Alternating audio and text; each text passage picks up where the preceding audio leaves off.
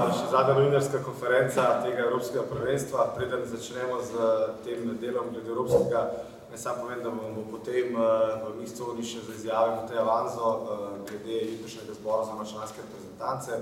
Tako ali tako pa imate tudi možnost pobiranja izjav jutri ob 13:30 pred Košarkarsko zvezo. Zdaj bi pa za začetek kar povabil Mrs. Monika Puhner to tell a few words about the organization of the Under-20 European Championship. How are you satisfied? How is FIBA Europe satisfied with the organization? Please.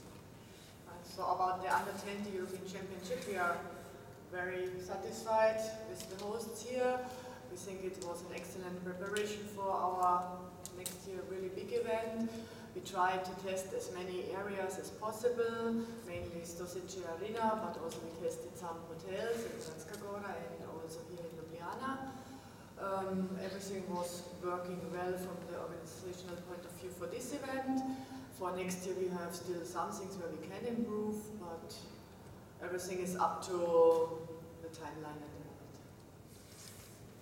Thank you. Besedo predajam prvi dami tega Evropskega prvenstva, Lenki Škreblin, vodja organizacije, da še ona pove, s čim je bila zadovoljna, morda tudi s čim ni bila in pa bo Alenka povedala. Lep pozdrav tudi vsem vam in hvala, da ste se udeležili tega. Pred začetkom priprav na to prvenstvo smo rekli, da so trije vidiki, zakaj smo se to odločili. Še vedno ostajam pri tem, da je to vsi skupaj, da je to izredno zanimiva generacija, da je dobra promocija za košarko in pa predvsem test za naslednje leto. Kot je že tudi gospa Monika povedala, tudi mi smo zadovoljni z našim delom, vendar vse se da še izboljšati in sigurno je še nekaj segmentov, ki moramo narediti večji napredek in več korakov naprej k boljši organizaciji. To smo poskušali tudi že med samim prvenstvom in nekaj teh izboljšav smo tudi naredili. Za nas je bil tudi en novi izziv. Prvi smo se namreč srečali, da poteka prvenstvo mogoče hkrati na 3 lokacijah.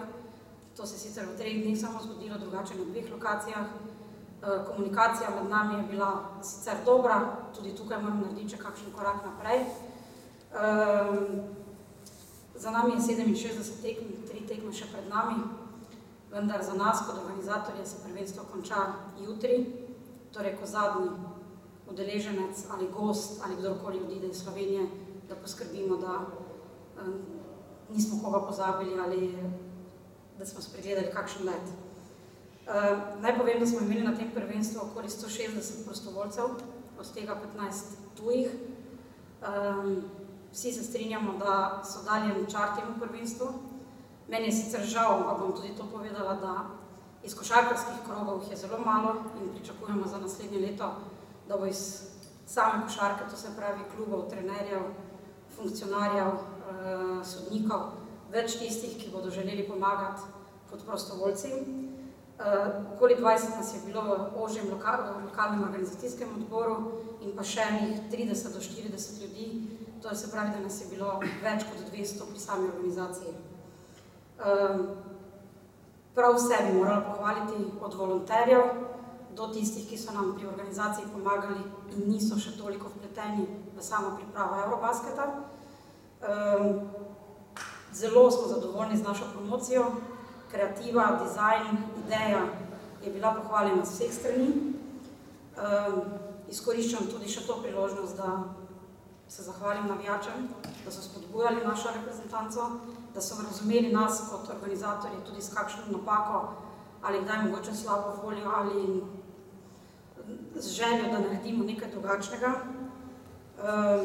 Verjamemo vsi skupaj, da če ne bi bilo tega če bi bili naši včeraj polfinalu in danes finalu, da bi tudi Stožice bile skoraj polne.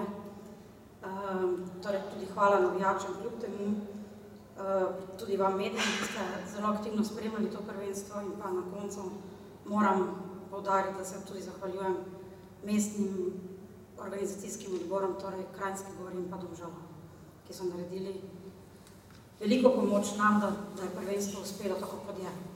Hvala. Hvala. Morda malce več o povezavi tega prvenstva z Eurobasketom, ki nas čaka naslednje leto, bo povedal direktor Eurobasketa Aleš Križaj. Lepo pozdravljeni še z moje strani, v mojem imenu. Alenka se je že zahvalila dejansko vsem prisotnim, vsem, ki so kakorkoli sodelovali pri takem projektu. Sigurno pa tukaj ne smemo pozabiti še zahvale igralcem, štabu in pa Košarkarski zvezi Slovenije za odličnih 10 dni. Verjetno se vsi strinjamo, da Slovenija je potrebovala tak dogodek, kljub temu, da ni tako odmeven kot Eurobasket 2013, ampak se je dejansko pokazalo v teh 10 dneh, da je ta dogodek bil velik uspeh. Na vse zadnje 6 tekem naše reprezentance v Domžalah, lahko rečemo, da je bilo razprodanih. In tukaj lahko vidimo, da si publika, si navijači želijo takih dogodkov in to nas nadaja k nekem pozitivizmu tudi za naslednje leto. In mislim, da smo pokazali vse skupaj morda tistim skeptikom, ali bi dvorane lahko bile polne ali ne. Dejansko se je pokazalo tudi v Stožicah, četrtfinalna tekma, celoten zeleni ring praktično poln.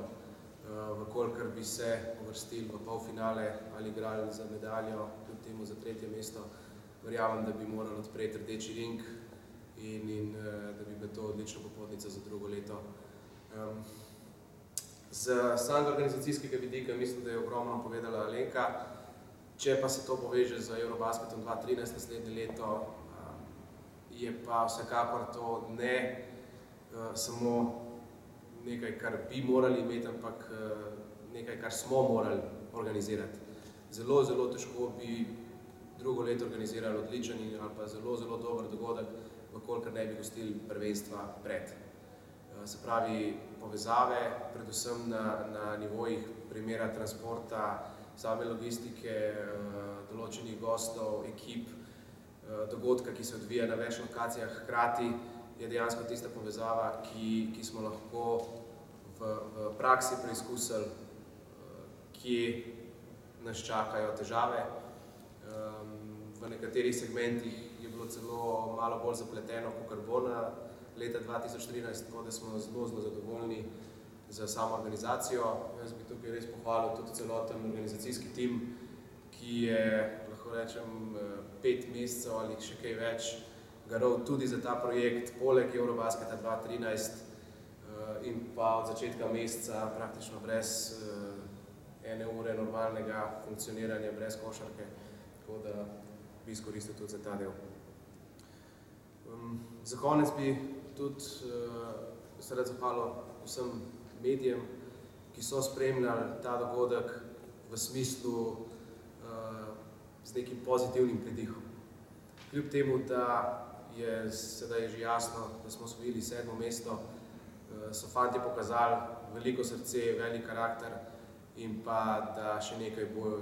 In to mislim, da so tako navijači, kot tudi vi mediji začutili in da smo jih vsi skupaj držali gor in podpirali kljub tistemu porazu v četrtfinalu. Tako da vi ste konec koncev ogledalo takega dogodka in pa tudi zelo pomembni, kaj si potem javnost misli o takem dogodku. Tako da še enkrat hvala vam za neko pozitivno vzdušje, pisanje okrog tega prvenstva in jaz močno verjamem, da se bo ta manjša euforija, ki se je zgodila v teh 10 dneh, nadaljevala tudi do konca prvenstva 2013.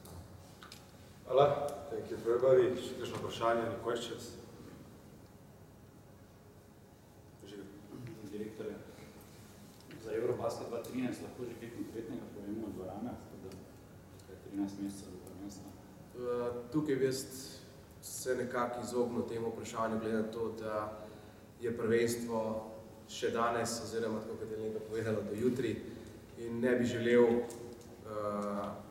da se določen medijski prostor pojavi še Eurobasket 2013, ker mislim, da je pač ta dogodek toliko pomemben še zadnji dan, da bi se želel, da se osredotočimo še vedno na projektu 20. Bomo pa v prihodnjih dneh verjetno dali kakšno izjavo, kako naprej po tem prvenstvu, ker dejansko je potem samo še Eurobasket 2013 in pa žreb.